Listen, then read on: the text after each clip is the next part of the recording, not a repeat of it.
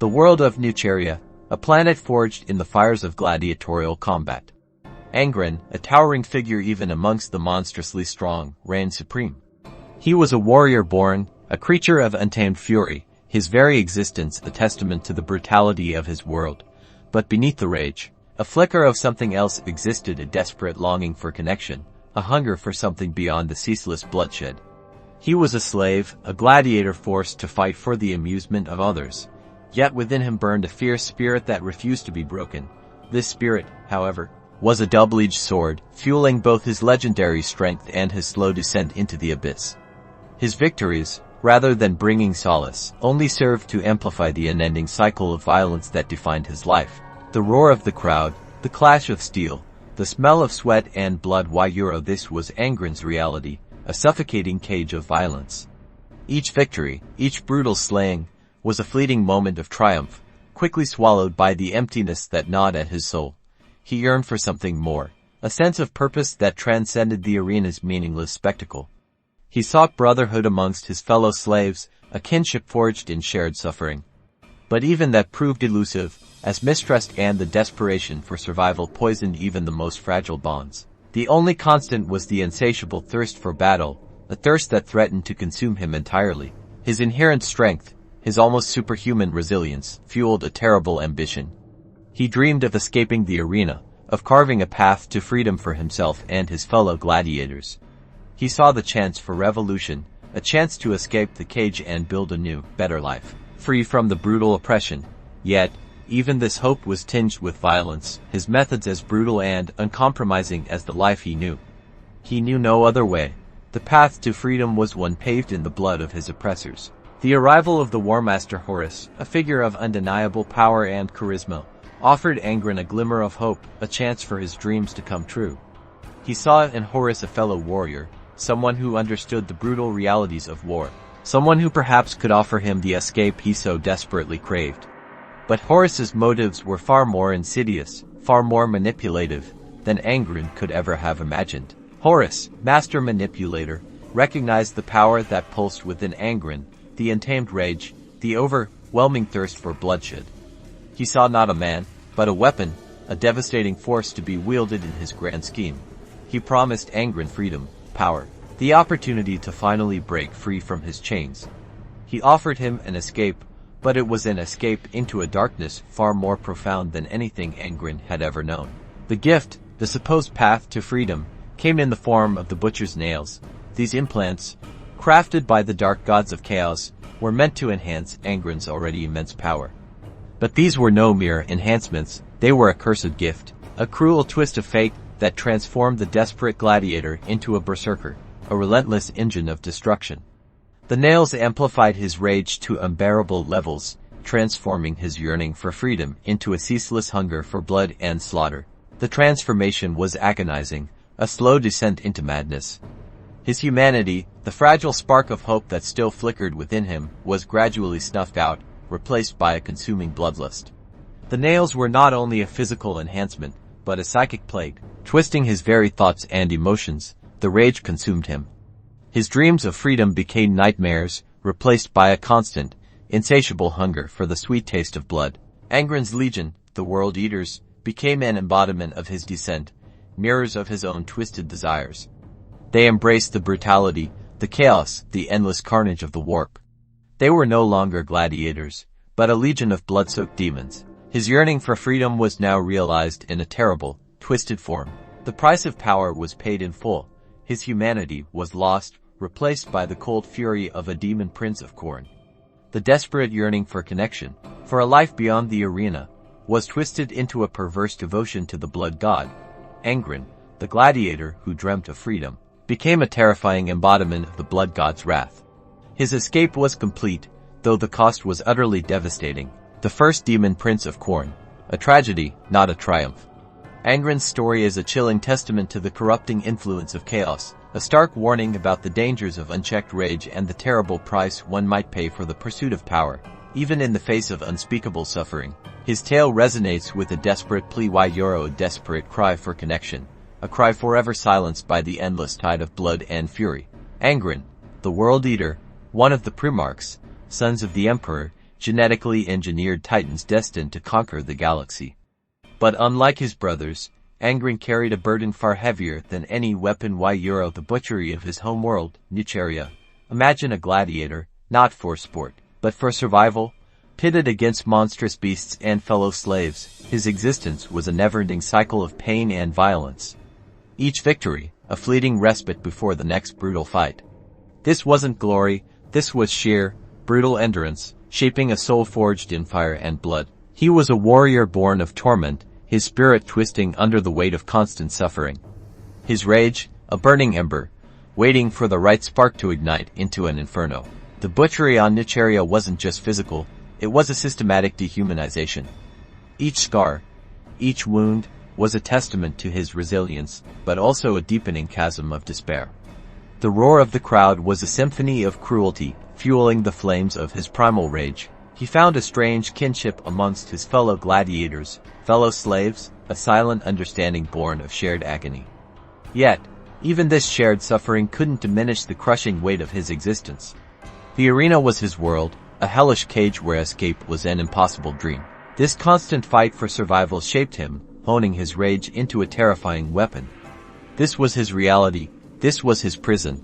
The Emperor found him there, amidst the blood and the screams, a beacon of savage might. He saw potential, a weapon of unimaginable power. He offered Angron freedom, a chance to escape the brutal cycle of violence that had defined his life. However, it was a poisoned chalice. The Emperor's gifts, the advanced technology, the strategic warfare. It couldn't erase the scars left by Nicheria. The Emperor saw a warrior. Angron saw an escape from the only life he knew. That was the beginning of his undoing. The seeds of his destruction were already sown. The World Eaters, Angron's legion, were a reflection of their Primarch. They were warriors of unparalleled brutality, mirroring his own savage efficiency. They fought with a ferocious glee, their battle cries echoing the screams of their ancestors. The Emperor saw power, order, a mighty weapon in his great crusade. But within Angron, something else was brewing, something darker and more insidious. The raw pain was slowly being replaced by the insatiable hunger for blood. He was a weapon of immense power, but he was also a ticking time bomb. The Horus Heresy shattered the Imperium, tearing apart the fabric of what little unity remained. Angron, already teetering on the edge of madness, was pulled further into the abyss. The war itself, its carnage and endless bloodshed, fed his insatiable bloodlust, fanning the flames of his inner demons. The Emperor's ideals, once a beacon, now felt like a cruel joke in the face of such overwhelming suffering. He became a weapon used, abused, and finally broken. The Horus Heresy wasn't just a war, it was a crucible that forged Angron's final descent. He watched brothers fall, allies betray, the ideals he had once clung to crumble to dust. Every battle, every death, fueled the rage that consumed him. Each swing of his butcher's nails cemented his fate. He was becoming something else, something monstrous, something beyond redemption. Khorne, the blood god, saw in Angron a vessel for his boundless fury. He sensed the festering wounds within the Primarch's soul, the emptiness that gnawed at his heart.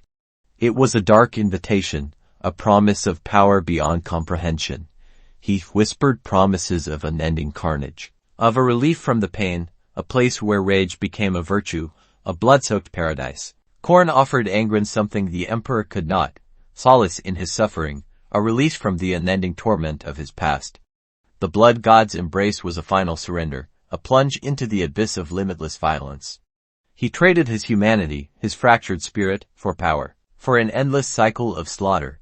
He chose the blood god, and in doing so, lost himself forever. The transformation was complete. Angron, once a slave, a gladiator, a Primarch, was now a Daemon Prince of Khorne.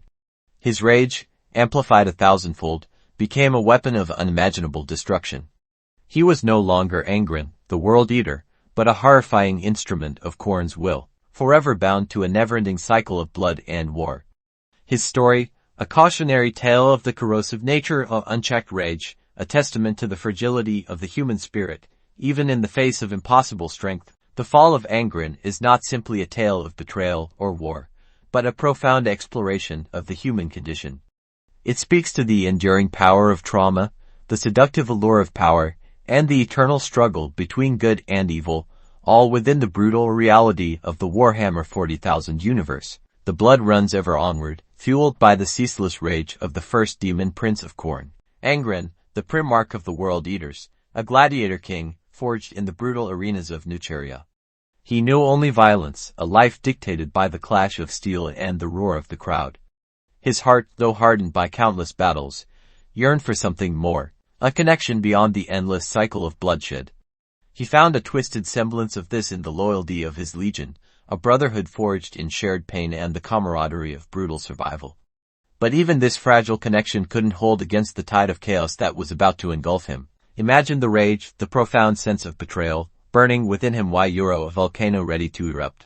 This is the story of his fall, the birth of a demon prince, and the tragedy of a warrior who craved only peace, but found only the endless fury of Khorne.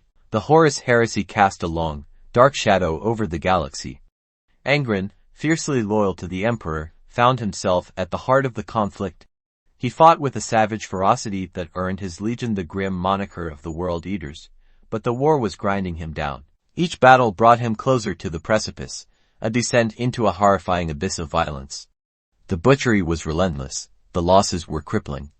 He felt the weight of his legion's suffering, and the burden of command pressed upon him, a heavy cloak of despair woven from blood and bone. He sought solace in the victories, but found only emptiness. The seeds of his damnation were already planted. The nails, a horrific gift, or perhaps a cruel curse. The Emperor, in an act of desperate pragmatism, gifted Angron these implants to quell his raging pain and temper his fury. But the nails did more than numb his agony. They amplified his rage, twisting his very essence. They became a constant, agonizing reminder of his powerlessness in the face of his own suffering. The agony became a constant companion, a phantom limb of pain that gnawed at his soul, turning him into a weapon of pure, unadulterated destruction. The nails were not merely tools, but instruments of his downfall. On the ravaged plains of Isstvan V, the loyalist legions suffered a betrayal. The horrifying slaughter unfolded before Angron's eyes. The slaughter of his brothers, his comrades, his friends. His already fractured psyche shattered further. The betrayal triggered a cataclysmic release of pent-up rage. The nails pulsed, their influence now unchecked.